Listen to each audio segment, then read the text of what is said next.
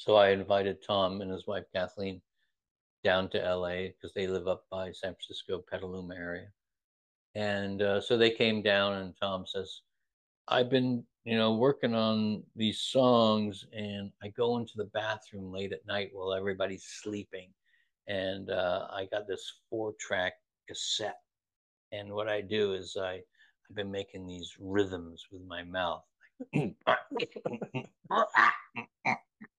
And then I hit it with a pan. Tong, tong.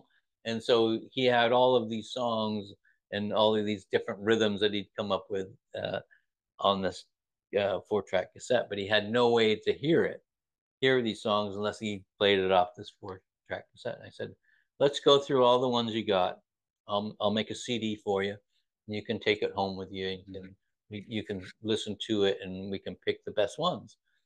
And I said, once we pick the best ones, we'll re-record them, with my, really nice equipment and, uh, nice microphones.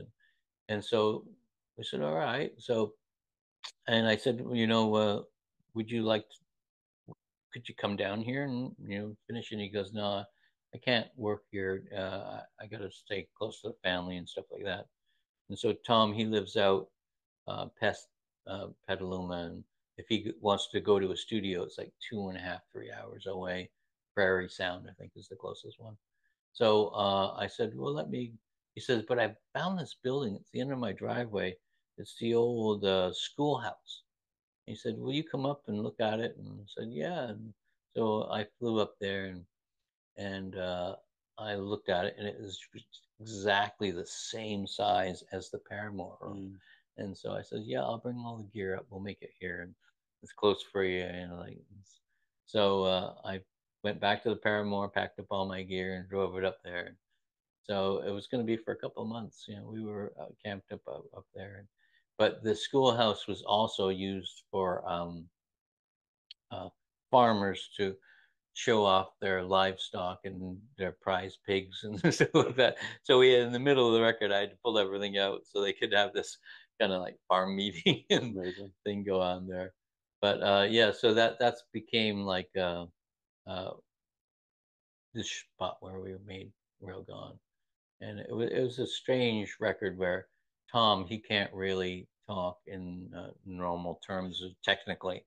Like if he wants you to turn the vocal up, he can't just say turn the vocal up. He'll say put a little more hair on it. I'm like, oh yeah, I'll put a little more hair on it. Like here's the hair button. Like that better. And like so you got to like kind of think about what he's talking about.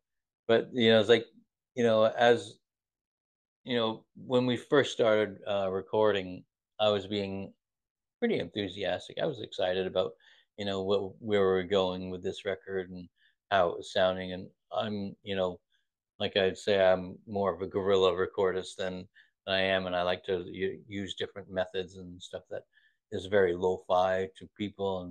And so me, by being too enthusiastic, I get this phone call. I'm staying in this hotel in Sebastopol, and he calls me. He goes, Mark, it's Tom. I said, hey, Tom. He goes, Mark, I'm feeling a little bit more like you're the pharmacist and I'm a patient. I said, okay. He goes, you try to prescribe me Ziaxadan and I need to be on Triaxidil. And I said, oh yeah, yeah. He goes, but maybe I need to be on, you know, on this drug, but I need to. And so, in other words, shut up, let me find my own way, and this is the way I work. And so I said, okay, cool.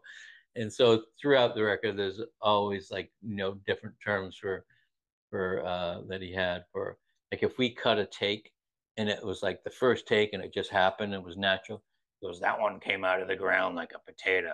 Done. so so so it's he's got this kind of quirky kind of persona about him that he talks in a strange manner, but he drifts in and out of it. I think he puts it up on sometimes but when it's just me and him in the room, it just seems like he's just like a normal guy.